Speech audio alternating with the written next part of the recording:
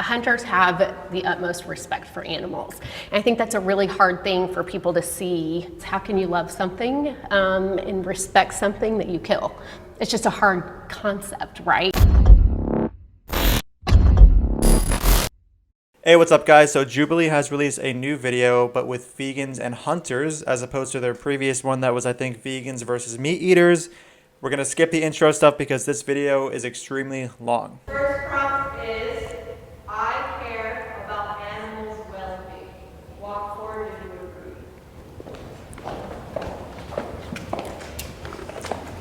So the hunters have walked forward on this question, and you know, I'm a vegan, so I'm a bit biased when I say this, and maybe it doesn't sound too reasonable, but I have a hard time understanding how one can care about the well-being of a being which they actually kill, right? Because when you kill an animal who isn't, you know, in some sort of situation where you need euthanasia or they're suffering so much that it's okay to kill them, I don't understand why we should kill them. And I mean, you literally are ending any sort of future capacity for them to experience well-being. So I don't understand how a hunter can say that they care about well-being when they literally end it. But let's see what they have to say. Is that surprising to y'all that two hunters walked over? Yes. I would love to hear why. Yeah, I would love to hear it. Hunters have the utmost respect for animals. And I think that's a really hard thing for people to see. How can you love something? Yeah, so I respect women and I respect, you know, everybody, but sometimes I kill them. And that's a really respectful thing to do. And respect something that you kill. It's just a hard concept, right? It's very hard, yes. Conservation is a big reason why I hunt. It not only provides food for my family, but I can shoot a certain number of deer each year, and that will keep that population in that herd thriving. Yeah, so I kind of predicted it would go here. I mean, the conservationist argument for hunting and, you know, how we're trying to protect the environment, I don't understand why this argument is made by hunters, because it actually scarily applies to human beings way more than any other species. I mean, humans are the most environmentally devastating species on the planet. So if the argument is that it's okay to kill a certain amount of deer because it helps the environment, I mean, why would we not think it's moral operating under that logic to kill human beings? And that's why I think this conservationist argument just falls apart. But I mean, hopefully, I don't know, maybe someone will say something about that. I'm not sure. Right thing. I guess I've never really came at this conversation from like a angle of vegans versus hunters. It's always vegans versus meat eater. Mm-hmm. So I understand in a sense the respect you have to what you're doing. I just know that I could never do that. Yeah, and I think that for me. Yeah, I think like I understand that this person, that the hunter might in their head like have an idea about what they're doing and really think that it is a matter of respect and that they're helping the environment. So, you know, it depends on the vegan you talk to. Some vegans just think that hunters are sadists that justify what they're doing with the sort of, you know, conservationist rhetoric. But she could, you know, actually really think that what she's doing is okay. Now, it always comes back to, okay, you think it's okay, but let's think of the logical extension of what you're saying. And that's kind of goes back to what I said before about how if you're using the conservationist, you know, helping the environment argument to justify hunting deer, why don't you accept the same thing in the case of human beings? And again, I hope someone mentions that. I don't know if they will, but Me is one of my maybe more bigger issues is not with vegans, but it's more people who eat meat but don't understand hunting. So you're going to eat meat that was slaughtered at a factory, but I can't just give a deer one swift, great bullet in the heart where it dies out where it's supposed to. She respects animals and says this. Let me just go back. She's respecting the being that she's saying this about. Understand hunting. So you're going to eat meat that was slaughtered at a factory, but I This can't being just give a deer one swift, great bullet in the heart where it dies. Like what? In what scenario are we like, yeah, I respect the being that I just want to have the opportunity to give one swift bullet to the heart towards, like, oh, it's, you know, I respect this being and I just want to murder them real quick, and it's better than factory farming. Nobody debates the fact that killing an animal in a factory farm and raising them there is far worse than hunting them in the wild. But the fact that one is better than the other doesn't justify the other one. They're just, it's like the lesser of two evils. Being a hunter and bringing up factory farming, it like kind of scores them points in sort of justifying their behavior to probably a general audience who hasn't thought too deeply about this, like from a moral philosophy perspective. But when you really think about it, it's like, okay, yeah, you're just doing something that is far better, but it's not necessarily good. Albert's supposed to die. I was one of those people that said I could never even be vegetarian. Like, I was probably like the people that you're describing, just, not having a connection to what they're eating. I didn't think about it. And then as streaming services go, I found a little documentary through the suggestions. But it changed your life. And it changed my life. And like, I remember I went to brunch that morning and I had like sausage and egg and like fried cheese. And then that night I watched this documentary. And so that's why I'm vegan, because I can't support like us as an industry and as a populace, like removing the choice from that large of a swath of animal population. So I just want to say here that there's a big like derogatory thing that comes with when someone says, oh, I watched a documentary and now I'm this. People think, oh my God, like that documentary is probably a bunch of propaganda. And I'm sure there are documentaries. I mean, there definitely are documentaries that are not good and like they're based on like bad science and whatever. But when somebody is vegan and says like, oh, I watched a bunch of documentaries, it always comes off to meat eaters as like, oh my God, they got brainwashed by a bunch of stuff. But the documentary that I'm assuming he's referring to is Dominion or Earthlings. And that's a really good documentary, and it just shows you like what animals go through when it comes to becoming food, clothing, test subjects for experiments, animals that are being used in entertainment, and all of that. Just because they're animals. If there was a solution, like just the magic happens, the skies part, and all the meat is like done in a way that is humane, would that make you more inclined to eat meat? I think that you sort of get into the fundamentals of like, is it humane to kill something? I have to understand and respect and honor that like in indigenous cultures, there's many reasons why people hunt. We would all be remiss if we didn't admit that, at a time in human history, like we needed animal protein and animal meat to survive. But today, it's not necessarily a necessity. I was being taught ethical hunting by an ethical hunter. And again, I think that's a hard... It's funny that she asked about humane killing, and then the next thing she's saying now is ethical hunting. And I mean, these things do sound like oxymorons. So I'm sensing that they're going to get into the whole like killing out of need thing and indigenous people. And I made a whole video covering, is it justified to kill out of need? So I'm not going to cover that here because it's just a very complex topic. So if you want to see that video, I'll probably just link it in the description. Harder concept here, because trust me, like they're asshole hunters. But that's what I saw conservation, and I saw ethical hunting, and I saw why we do it, and I saw the food. I haven't bought beef. I mean, in 6-7 years. Can I ask you a question that I'm kind of scared to ask? And we'll see. So you said that you're a mother, and if you think of like Bambi, do you ever consider the small baby animals that you're taking their parents away from them? Okay. So Bambi doesn't Good question. exist. Right. That's a Disney movie. If a mom is there with her yearlings, you would never kill that mom, right? You wait until she kicks them out of the house. And that's part of like ethical hunting. That is Oh, so when a mother has kids, the mother's life matters because if you take away the mom, the kids will be motherless. But the moment that the mother, gives away the kids or is no longer taking care of the kids, it's now okay to murder the mom. I mean, this is a big difference between this hunter, clearly, and the vegans. Vegans think that these animals have intrinsic value and it's not based on some sort of scenario where they have kids as well. And I mean, how insane would it be to think that the moment you give away your kids, I get to just shoot you in the heart? Like, that's obviously, insane for many reasons. I think that's what she means by ethical hunting. Like, they wait till the kids are gone to take the life of the mother. And I mean, in what other context is this considered moral? Like, I don't... It's like, no one really, like you wait until the babies are kicked out. I learned from my Tlingit cousins, they're from... Yeah, so they wait till the babies are kicked out. Okay. Very ethical. I learned from my Tlingit cousins, they're from the southeastern Alaska. They're the ones that invented the fish hook.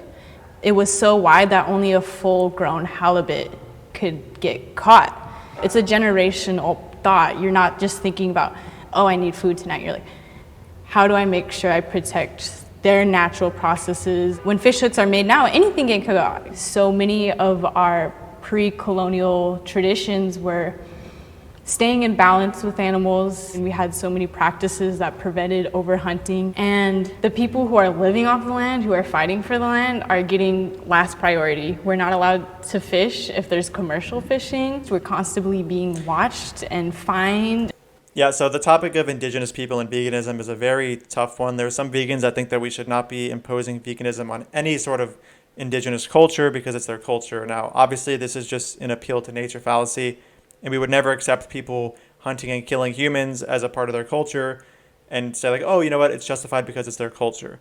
Now, I don't know what it's like to live in an indigenous culture. I'm extremely ignorant, as you know, with respect to what that's like. I was raised in South Florida, and then I moved to Central Florida, and now I'm in Los Angeles, California. People will often use indigenous people's conditions as a justification for them to not be vegan, and this is a very wrong move to make. I mean, you're not in the conditions of an indigenous person. But with respect to indigenous people hunting and killing out of need, just again, go to the video I did on is it justified to kill out of need, because the topic is very complex. And I want to say that regardless of what I actually think on that topic, I understand where people are coming from when they're indigenous and they are living off the land and they're told that they have a sort of relationship that is based in balance with the animals. But I don't know if this narrative necessarily justifies killing. It's constantly having land taken away. If you look at any community, it's... So, I mean, this is obviously sad. Like, there's a lot of people that are indigenous that have had their land taken, and no one vegan or meat eater is going to sit here and say, like, yeah, that's perfectly fine. Obviously terrible, and, like, I feel bad for her. And this is kind of what people who are vegan will use and talk about when saying that we shouldn't impose veganism on people that are from indigenous cultures. They'll kind of equate telling indigenous people to stop murdering animals with the past colonists coming through and taking over indigenous land. It's constantly happening to them where they're told they're not allowed to do this or eat this. It's all connected, it's all a cycle. Veganism is a privileged way of living. I mean, technically, yes, it is. If you can't go vegan because you're in an area where there is not sufficient plant-based foods, then you aren't able to go vegan. And the definition of the word privilege is to have an advantage. So if you were in a situation where you had those resources, technically you're privileged. But this whole idea that veganism is a privilege is very just excessively used, and honestly is used in a way which justifies people who have the means to go vegan to not go vegan. They'll kind of paint this picture of like being vegan is only for rich white people, when in reality, there's actually a lot of people that can go vegan, at least from a resource perspective. If you have a choice of where you get to get your food and where it comes from, and even knowing about it is a privilege. To have Of course. the choice to be vegan, that includes, makeup and clothing and all of these things. And, sustainable clothing, for example, is a top dollar if you're trying to buy it new. And thrifting is great, but some people don't even have access to that. And so I think that choice is a privilege and veganism is a choice. I was born in Haiti, the poorest country in the Western Hemisphere, and the fact that my parents were able to leave with me when I was just like 1 year old into the States, like really shaped how my life would go. The lifestyle that I'm living is such a stark contrast from the people down in the Caribbean. I feel like I have to talk about how veganism, especially in the States and especially in like the global West, has been totally co-opted by I'm just gonna say it, by whiteness. Veganism shouldn't be a privilege in my opinion, but it is. Like the world that we live in now, it is. I mean, yeah, in the same way that I don't have to eat dogs to survive, that's also a privilege because I have alternatives present to eating dogs. This kind of argument can be used both ways with eating dogs, with being vegan, with not having to eat humans. Not having to be a cannibal is also a privilege, but I don't know why this is this should be used as an argument to not go vegan when you are in a scenario where you have the privilege of going vegan, which is the case for so many people. I don't know enough about being a vegan. I think of it as like something that rich white people do, but I don't know. I don't Such a misconception. I mean, at least she admits that she doesn't really know. know any vegans. I don't know how much money it costs. Yeah, a lot of people also from lower income backgrounds or areas, they also rely on fast food. And that stuff is really cheap because, as far as I understand, the government subsidizes meat and animal products much more than it does vegetables. When we think about someone who has to work a low-wage job to survive, you also have to think they're probably working more than one job, possibly. You want the easiest meals. You want the highest calorie meals because you're working and you're burning so many calories. So when you're saying, why don't you eat more plant-based, you're asking them to change their shopping habits. You're asking them to... Yeah, there's definitely like practical things that we have to take into consideration when we're doing our vegan activism. There are people like single moms who are working 40 plus hours a week who really don't have much time to go vegan, because going vegan, at least in the beginning, requires some amount of research and changing of your habits. So it's hard to get people to do these things when they barely have enough time as it is and they're focused on just surviving. So we should be a bit more understandable of people in those scenarios. And it's actually very easy to be someone who is just in college or working 10 hours a week to just disregard the circumstance. Now, does that mean that therefore it's justified to go and pay for an animal holocaust? Of course not. All I'm trying to say is that we should be a bit more understanding and I guess not get as mad at those people who don't even have the time or barely have the time to end up transitioning to a vegan lifestyle. Spend more time. You're asking them to educate themselves. And when you are working that hard, you have to numb yourself. You are eating to survive. That is different than choosing what you're eating. Totally. And it's not fair to like ask any of those people in survival mode to completely like shift their way of life and learn a whole new lifestyle. And I definitely agree with that. I'm just curious, like, if we were all born like 3 centuries from now, the world has been globalized and like agriculture can reach every corner of the globe, how would that affect, if at all, your views or your choices? Am I going to be judged if I say not at all? I'm genuinely curious. Yeah, I'm going to eat meat.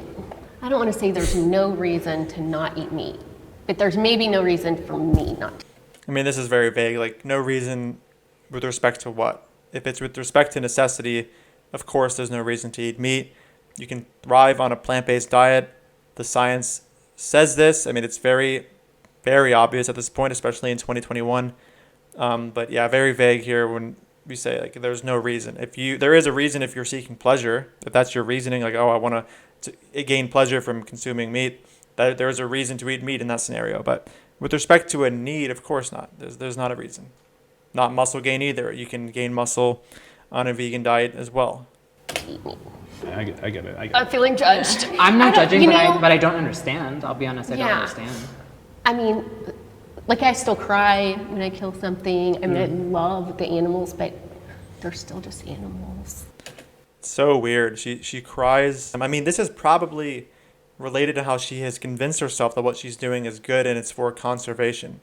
She's doing something that makes her cry and she emotionally is upset about it, but maybe logically she tells herself like, okay, but this is good because we're preventing overpopulation here and like, you know, we're sort of helping the well-being in this area by preventing the carrying capacity becoming overflown and there's like a surplus of deer now that don't have food and then they starve to death. Like she probably tells herself those things, but I find it so interesting that she, like, at least emotionally, is upset when she kills these animals. Like, it's okay to eat one. Everyone's been eating meat forever. Yeah, and she also said it's just an animal. This is obviously just clear speciesism. Just saying, oh, they're an animal, therefore it's fine. This is literally what speciesism is. It's like thinking it's okay to kill something solely because they're not a part of your species. I mean, it's like an appeal to group membership, and obviously that is disgusting when you really think about what that means. Like, oh, you're not my species, so I get to just shoot you in the heart. Like, terrific. And I think she just said the whole appeal to tradition fallacy thing, like, oh, we've been doing it for thousands of years. And obviously, just because we've been doing something for thousands of years doesn't mean that it's moral. Slavery was practiced for a long time. Humans have been killing each other for a long time. Humans have been raping each other for a long time. Just because something has been happening for a long time does not mean that it's immoral. That's true. You know, and It's been a there's long never time been practice. a culture ever that was 100% vegan. You know, they have shifted. They're plant-based. I'm pretty sure this is not the case, but even if we said that it was the case, how does that justify killing? The Mediterranean and Buddhist, and they have moved towards a culture who was 100% vegan. I don't think has ever existed. It sounds like it's a natural order kind of thing. Imagine me eating dogs and saying, there's never been a culture that's been 100% vegan, so I'm going to eat dogs. Like, you can say that about eating dogs. Like, would she accept that? I certainly hope not. Do you guys have pets? Like, Ooh. in other parts of the world, what you would consider your pet, some people would eat. But that's there. I mean, like, I don't eat my dog, and I Yeah. hope none of you don't eat my dog. But that's, you know, I mean, Yeah, I can't yeah. worry about someone in China eating dogs. Like, Yeah. we can. I wonder what she would think about someone trying to hunt down dogs who use a sort of conservationist argument. You know, she'd probably hesitate to accept it. All try to make the world a better place, and It's interesting though, because it does kind of challenge the natural order perspective. Like, Where do you draw the line? Right. Something to think about in this. You know, you can tell that these vegans are well-intentioned, but you can also tell that they're, in a way, beating around the bush and not trying to, like, offend anybody.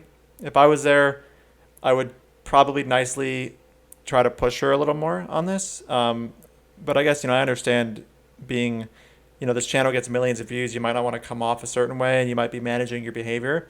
But I would be a little bit more pushy on this dog thing and ask her, like, what if someone wanted to kill dogs for conservationist reasons? And ask other things that would make her think about the logical extension of her conservationist argument. Conversation too is knowing that even when we eat plants, there's so many people that we're exploiting. Yes. The core of this, I think, is just having that respect for your food. I fully agree with that. I think it's such a falsehood when vegans say cruelty-free. Yeah, I mean, it's impossible to live a cruelty-free diet in a non-vegan world, or a fully vegan lifestyle in a non-vegan world. There's going to be all these different scenarios where conditions aren't optimized and certain things happen that would definitely not happen in a vegan world where crop agriculture was, orchestrated by ethical vegans who seek to minimize as much as reasonably possible animal deaths. Avocados that I eat, were harvested by people that are being exploited. So Do you guys consider hunting a privilege? isn't everything a privilege to a point, right? A lot of people are going literally in their backyard, shooting something, processing it in their house, and putting it right on the table for their family. Like, that to me is beautiful. It's so beautiful how there's people who see innocent animals who don't want to be killed in their backyard, which they kill and get to, eat later. That's so beautiful. Killing innocent beings who would rather not die, that's just beautiful. Definitely. Hunting can be really expensive. You basically have to have a huge ranch, or you have to spend a ton of money to hunt on someone else's ranch. And then I think what a lot of people see are, right, the trophy hunters and the going over to Africa and hunting. I have not done that yet. That does not mean that I am not for it or against it. I do know that tourism in Africa is a huge moneymaker for them. I mean, those villages are really poor, and having an entire animal and multiple animals that hunters give them it's big for them. My question with that would just be, why would it have to be a tourist? It kind of just sounds like the white savior complex narrative. Because we're willing to pay a shitload of money. I remember reading a statistic about a single elephant in its lifetime can garner over $1 million just from photographic tourism. One single elephant's ivory. Yeah, I don't know if that statistic is true. I mean, if it was, yeah, we should obviously be opting for the more ethical way of generating profits in these areas. Like, I don't think that killing and trophy hunting is gonna is the only way that we can generate profits in these areas. Is about $21,000. So just that in itself, like to me, is evidence that like non-violent tourism, like non-trophy hunting tourism, like is just as lucrative, if not more lucrative than trophy hunting. Hunting is only acceptable if it's for food.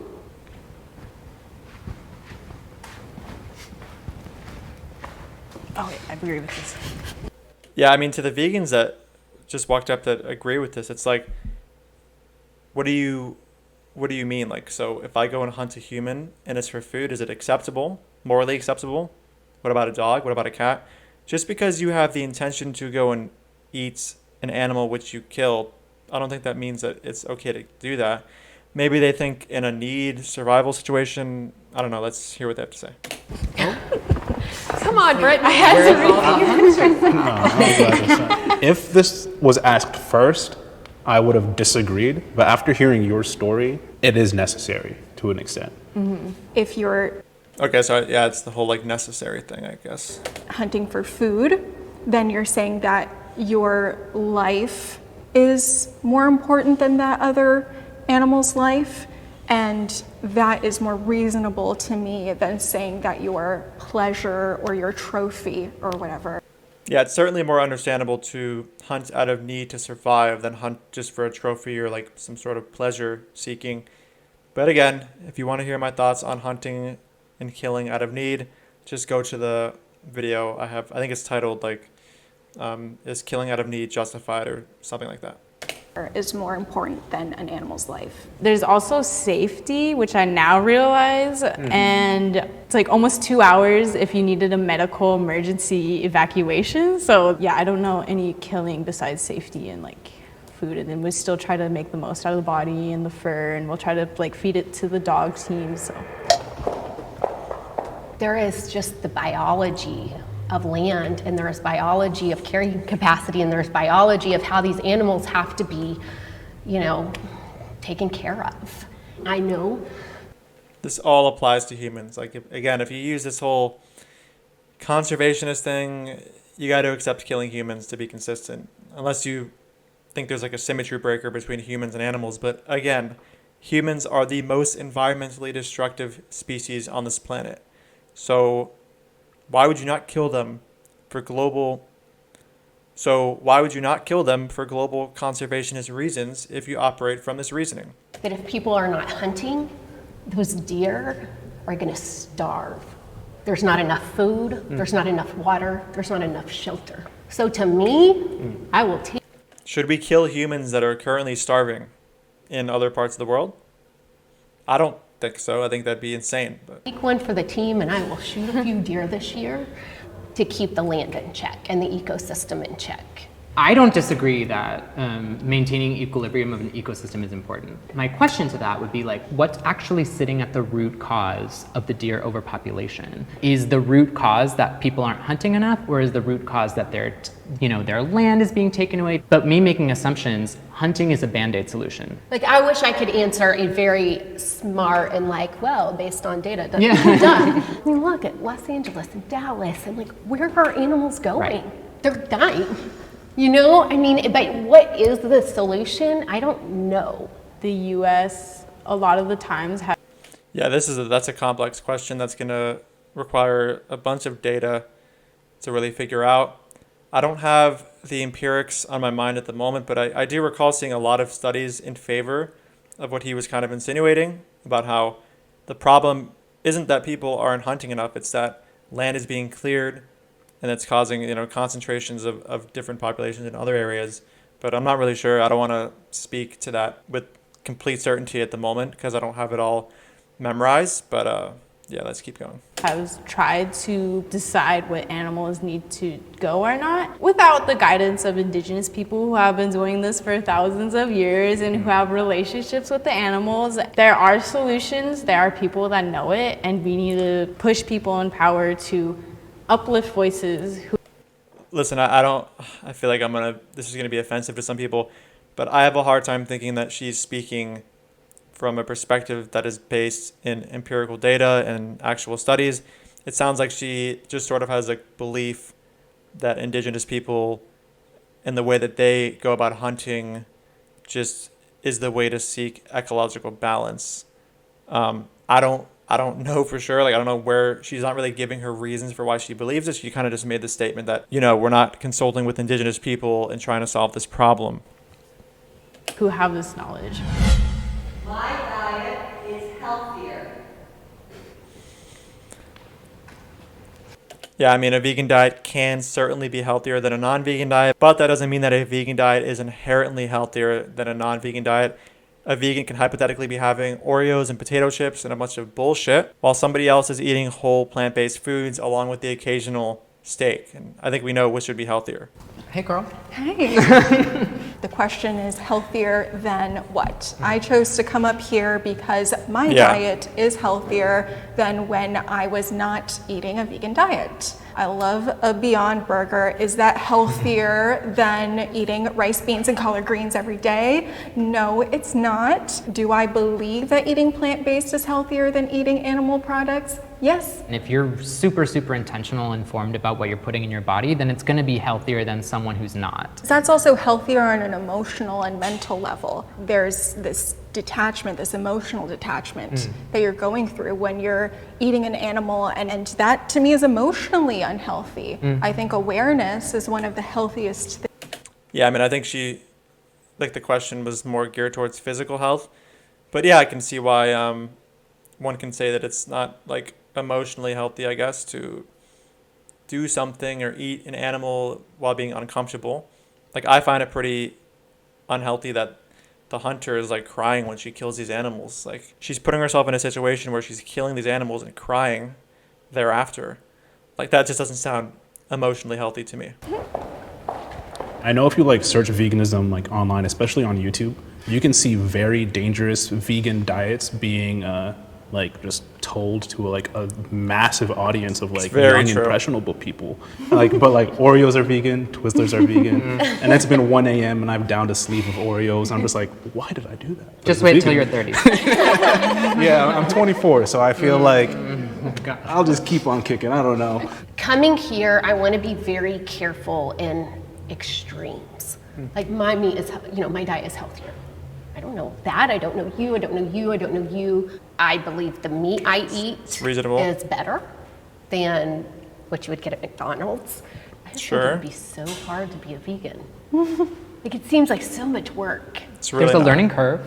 It's not hard in the grand scheme of things. I feel a lot better putting in the work because I feel more empowered, I guess you could say. The definition of veganism is just as far as what is practicable and possible. It's all about doing your best.